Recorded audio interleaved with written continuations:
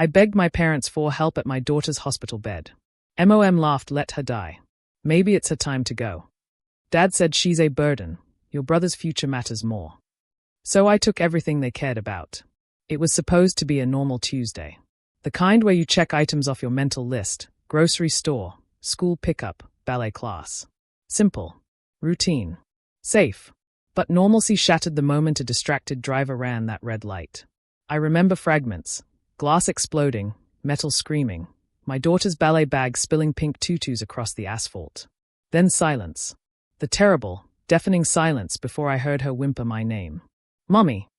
I crawled through twisted metal and broken glass to reach her. Blood, so much blood, soaked through her yellow sundress, the one she'd picked out that morning because it made her feel like Belle from Beauty and the Beast. My hands shook as I tried to shield her from the chaos erupting around us. Stay with me, baby. Mommy's here. The ambulance ride blurred into a nightmare of sirens and shouted medical terms I didn't understand. Collapsed lung. Spinal fracture. Internal bleeding. The only words that mattered were the ones I kept whispering like a prayer. She's alive. She's alive. She's alive. At the hospital, I stood helpless as they wheeled my 8-year-old miracle, my sunshine after years of devastating infertility, behind doors I couldn't follow through. Tubes snaked from her tiny body. Machines beeped their electronic lullabies. Her ribs were shattered, her spine fractured, but her heart kept beating, and that was everything. For the first 18 hours, I didn't move from that uncomfortable plastic chair. Didn't eat. Didn't sleep. Just held her small, cold hand and whispered promises I prayed I could keep. Mommy's here. I won't leave you. We're going to get through this together. Then my phone rang. Are you done being dramatic? My mother's voice cut through the antiseptic-scented air like a blade. No greeting. No concern. Just irritation. I pulled the phone away from my ear, staring at the screen in disbelief. Mom, your brother has his investor meeting today. This whole hospital drama is making the family look unstable. Daniel needs your support more than. She almost died. The words came out strangled. And she didn't. Your brother needs you there. He has a future. That girl. She paused, and I heard her sigh, as if Lily's existence was merely an inconvenience. Let's not pretend she was ever going to amount to much. She's just like you, fragile. The world tilted. My mother, the woman who used to braid my hair and kiss my scraped knees, had just dismissed her granddaughter's life as worthless. I can't believe you just. Honestly, she interrupted, her voice taking on that familiar tone of cruel practicality. If she doesn't make it, maybe it's for the best. Focus on someone who has a real shot in life. Your brother's pitch could mean millions. Are you really going to skip it because of a kid? The line went dead. Not because she hung up, but because I did. For the first time in my 32 years, I hung up on my mother. And for the first time in my life, I didn't cry. Not when she'd called my daughter expendable. Not when my father's text arrived an hour later. Listen to your mother. You're being too emotional. Lily's just a kid. There will be others. Others. As if my miracle baby, the child I'd prayed for through 3 miscarriages and 5 years of fertility treatments, was replaceable. The rage that built in my chest was quiet but absolute. It settled into my bones like ice, cold and permanent. Dawn crept through the hospital windows, painting everything in pale gold. I must have dozed in my chair because a soft whisper pulled me awake. Mommy. Lily's eyes, those beautiful brown eyes that mirrored my own, fluttered open. Weak, unfocused, but alive and looking for me. I broke then. Every wall I'd built during the night crumbled as I sobbed into her blanket, careful not to disturb the tubes keeping her breathing. I'm here, baby girl. Mommy's right here. She tried to lift her hand, managed only a slight movement of her fingers. I caught them gently, brought them to my lips. Everything hurts, she whispered. I know, sweetheart. The doctors are taking very good care of you. You're going to get better. I promise. Something shifted in me that morning as I watched my daughter fight to stay conscious. Something fierce crystallized where my mother's words had tried to plant doubt. They thought Lily was disposable. They had no idea what they'd just awakened. 3 hours later, my parents arrived. They swept into the ICU like they owned the place. My father in his expensive suit, my mother carrying balloons and a bakery box like props in a performance. They'd probably stopped at Starbucks on the way, discussing Daniel's pitch over lattes while my daughter fought for every breath. My mother approached Lily's bed with theatrical concern, her voice honey-sweet for the nurses. "Oh, sweetheart, look at you being so brave." But when she leaned closer, thinking I couldn't hear, she whispered, "What a shame. Such a pretty face, wasted." Then she turned to me, her mask slipping. "Don't get too attached. It's still touch and go, right? Your brother could really use you tonight. Think about the family." My hand slipped into my pocket, finding my phone. I'd started recording the moment they walked in, some instinct telling me I'd need proof of this conversation. "She's your granddaughter," I said quietly. "She's 8 years old and may never walk again," my mother hissed, her sweet facade cracking. "Daniel is 29 and about to change all our lives. Do the math." The nurse entered then, and my mother's voice immediately shifted back to sugary concern. "Oh, she's such a fighter, isn't she? We're so proud of how strong she's being." I wanted to scream. Instead, I smiled and nodded, letting her performance continue while my phone captured every duplicitous word. That night, after they left, I had a conversation with Lily's medical team. Under no circumstances were my parents to be allowed back, not to visit, not to call, not even to peek through the glass. I was her mother, her medical proxy, and my word was final. My father tried bribing the head nurse the next day, tried pulling strings through his business connections. But I'd already had their names blacklisted from the entire pediatric wing. For 5 days, I barely left Lily's room. The doctors prepared me for a long road, 2 major surgeries, months of physical therapy, possibly a year before she could walk unassisted. But she was alive, growing stronger each day, and that was all that mattered. Meanwhile, the vultures circled. Daniel called on day 3, his voice tight with anger. "You could have come to the pitch, you know.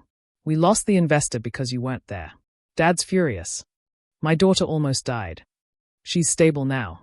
You clinging to her bedside won't change anything, but your absence cost me a $2.3 million deal." I stared at the phone, genuinely speechless. She's 8 years old, Daniel. And I'm 29. I'm the future of this family, not some broken kid who'll never. I hung up. The email from my father arrived the next morning, formal and cold.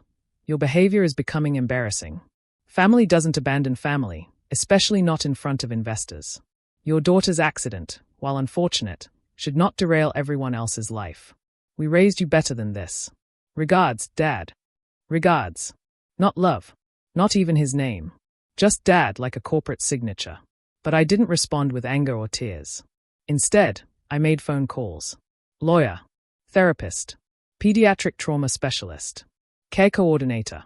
While my parents rallied around their golden boy, I was building a fortress around my daughter.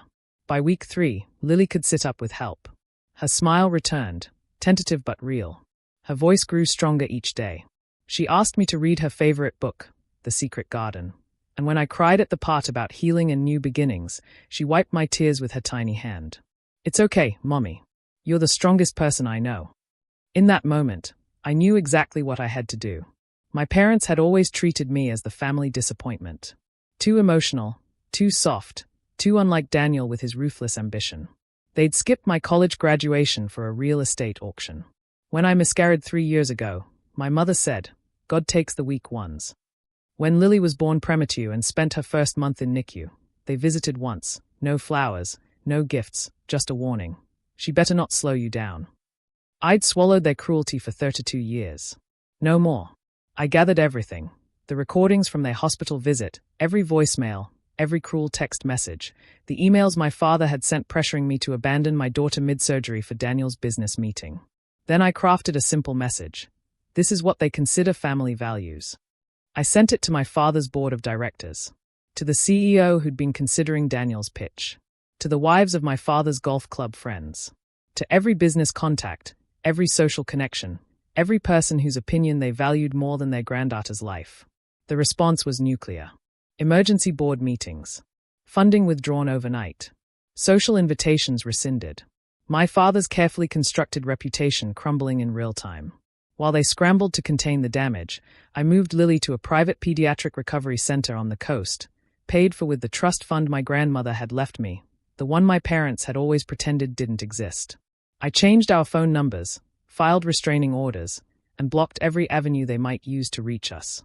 2 weeks later, in a sunlit courtroom, I faced them for what I promised myself would be the last time.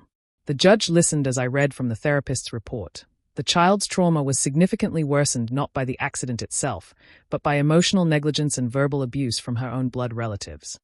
Then I said the words I'd never thought I'd have the courage to speak. My daughter is not disposable. And I am no longer your daughter. 3 months passed in healing. Lily relearned to walk between parallel bars, her face lighting up with determination every time she took another step. When she stumbled, she laughed. When she laughed, I cried, quietly, privately, because her resilience was rebuilding parts of me I didn't know were broken. We rented a small apartment by the sea, where waves whispered lullabies instead of my mother's venomous voice echoing in my memory. Peace. Finally. Until one morning, the past literally knocked on our door. My mother stood there, designer scarf askew, clutching her handbag with shaking hands. Behind her, my father emerged from a black sedan, his face carved from stone. "Sweetie," my mother began, smiling like nothing had happened, "we're here to see Lily." "She heard you laugh," I said simply. "You took that out of context. You were upset. You said maybe it was for the best if she died." My father stepped forward, arms spread like he was delivering a sermon. "Enough melodrama. Do you think destroying your family makes you a hero? Do you know how hard this has been for us?" I opened the door wider, just enough for Lily to peek through. She stood there in her pink robe, clutching her favorite teddy bear, curious and unafraid. My mother smiled wide, voice honeysweet again. "Hi, sweetheart. Nana came to visit." Lily studied her for a long moment, then turned to me with perfect 8-year-old clarity. "Is she the lady who laughed when I almost died?" My mother's face went white. I crouched to Lily's height. "Yes, baby. That's her." Without another word, Lily stepped back and closed the door herself. I never saw my parents again, but their world collapsed faster than they could patch it together. The recordings weren't my only weapon. I'd kept everything from my years as my father's assistant. Tax evasion files. Hush money payments. Documents he'd assumed were long deleted. I waited until Daniel's second startup launched with fanfare, then sent everything to the IRS, the press, and the FBI. Within 6 weeks, frozen assets, federal injunctions, and social exile completed their destruction. Their final email was brief. "Congratulations. You've ruined us. Hope you're proud." I didn't respond because I was busy. Lily had started a blog called Sunlight After the Storm, a recovery diary for kids healing from people, not just accidents. When she read it to her class, she introduced me as my mom, who's not just my hero but the reason I'm alive. That's the only award I'll ever need. I didn't ruin my family. They destroyed themselves. I just lit the match and walked away with my daughter in my arms, never looking back. Chat Controls Sonnet 4.